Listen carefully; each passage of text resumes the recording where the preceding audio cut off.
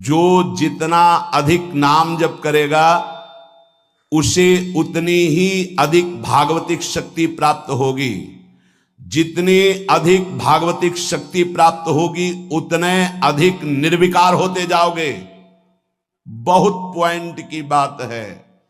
सब कहते हैं हमें ये विकार ये रोने की घिघियाने की जरूरत नहीं है, ताकतवर बनने की जरूरत है। ताकत है भगवान नाम जप। फिर सुनो, जो जितना अधिक नाम जप करेगा उसे उतनी अधिक भागवतिक शक्ति प्राप्त होगी। जिसकी जितनी अधिक भागवतिक आध्यात्मिक शक्ति जागृत होगी उतना ही वो निर्विकार होगा। जिस व्यक्ति को गुरुदेव ने जो मंत्र जो नाम दिया है उस एक मंत्र एक नाम को बहुत काल तक जप का अभ्यास बनाओ। ये बहुत कठिन बात है। कल भी शाम के कह रहे थे कि एकांत में किसी एक मंत्र पे रखना। इसकी चाल है, पकड़ी गई चाल। जब मंत्र में लगे तब पद की बात कर रहा है, पद चलाओ। जब पद में लगे तो नाम की बात कर रहा है, नाम चलाओ। जब नाम में लग गए तो कहता मंत्र चलाओ। इसकी बात मत सुनो।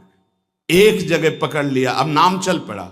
अपने लोगों का जैसे अब नाम चल पड़ा तो पवित्र है अपवित्र है मंत्र में नहीं पहुंचेंगे, सीधे नाम में लगे हुए हैं। अब अचानक मंत्र चलने लगा, अब मंत्र पे पूरी एकाग्रता हो गई। पद चलने लगा तो पद पे पूरी एक भाग, तू कहां भागेगा, आना पड़ेगा इसी घेरे में। मंत्र चल रहा है, वो श्रद्धा कर रहा है, इस समय पद गाओ, इस समय पद में चलो। बार बार विक्षेप बिल्कुल नहीं सुनना, बार बार मंत्र। क्योंकि जब पद में जाओगे तो वहां भी नहीं टिकेगा, वो कोई प्रपंच सामने खड़ा कर देगा। इसको सुनो, इसको देखो, इसका चिंतन करो।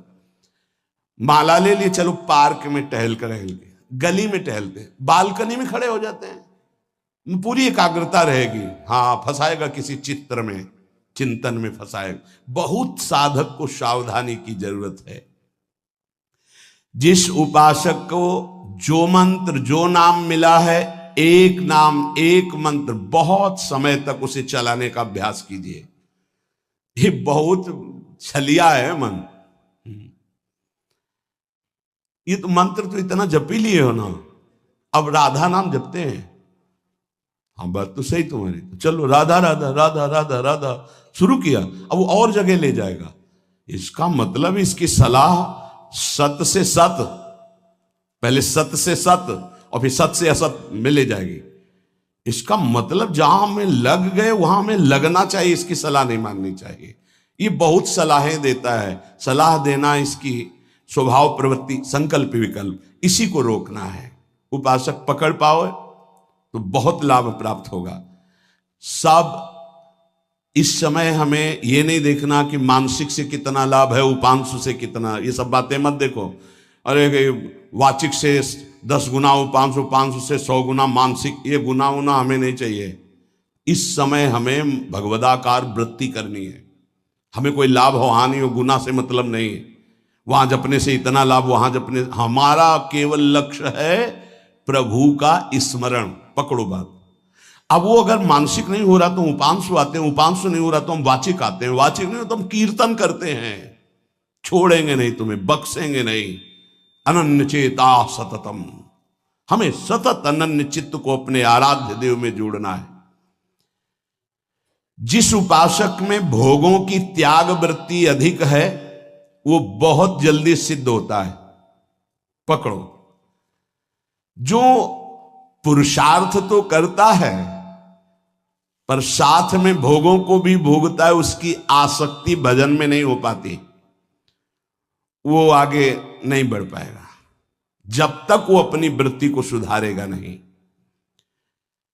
जो तत्व ज्ञान प्राप्त करना चाहता है या प्रेम प्राप्त करना चाहता है, उसको चाहिए कि सदगुरु की अधीनता स्वीकार कर ले, क्योंकि बिना सदगुरु की अधीनता के उसे परिपक्व अवस्था प्राप्त नहीं होगी। जो सदगुरु बतावे नियम दे उनका अक्षरशः पालन करे।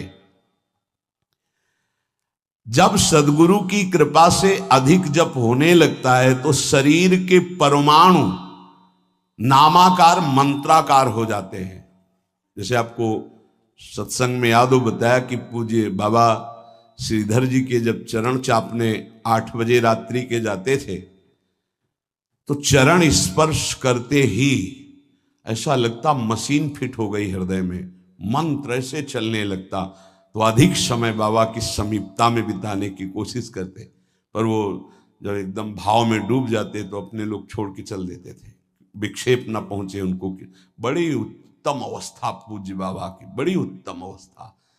भजन और दैन्यता ये 2 जीवन में उनके बहुत जोर की थी।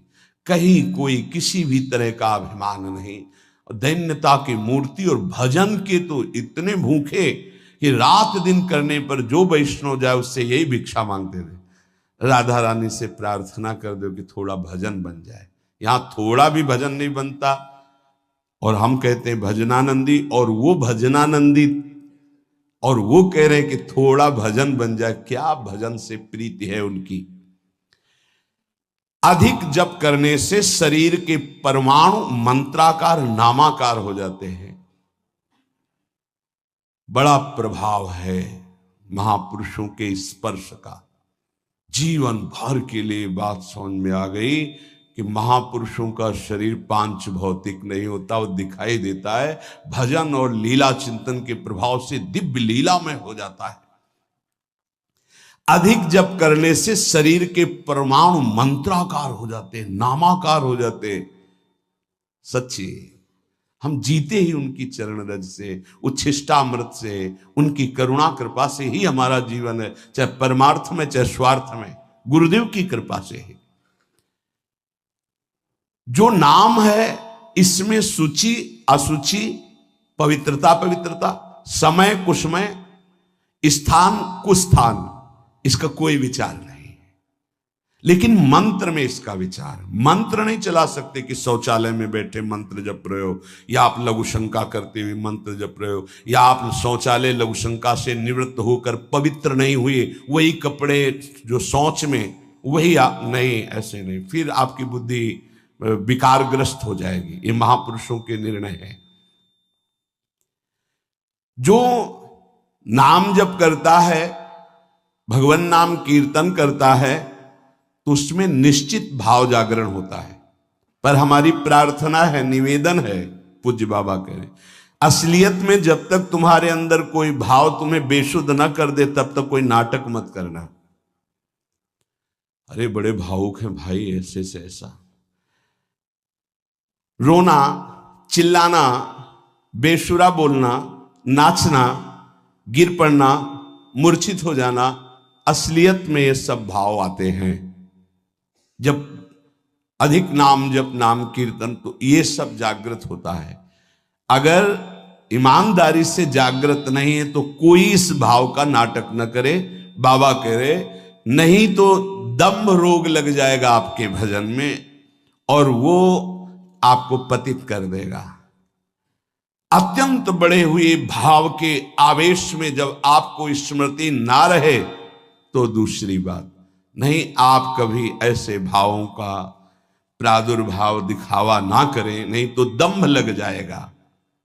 भाई मैं तुमसे बहुत एकांतिक बात कहता हूं कि एक आदमी ध्यान करे और एक आदमी नाम जप, नाम कीर्तन करे तो थोड़े समय में तुम देख लेना कि नाम जापक और नाम कीर्तन करने वाले की आध्यात्मिक उन्नति कितनी जोर की हुई है।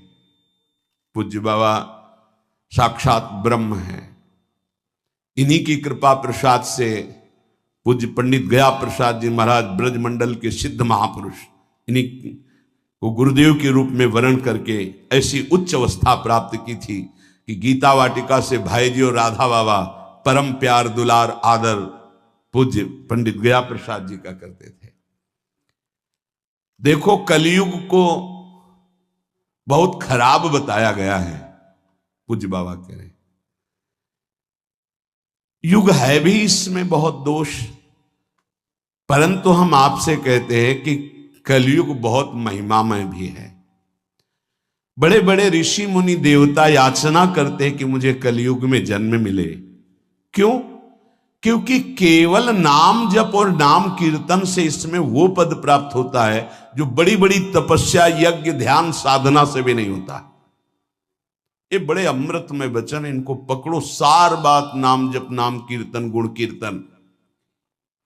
देखो, स्वयं भगवान ने कहा है, यज्ञानाम जप यज्ञोस्मि, सब यज्ञों में श्रेष्ठ यज्ञ मैं हूं, जप यज्ञ।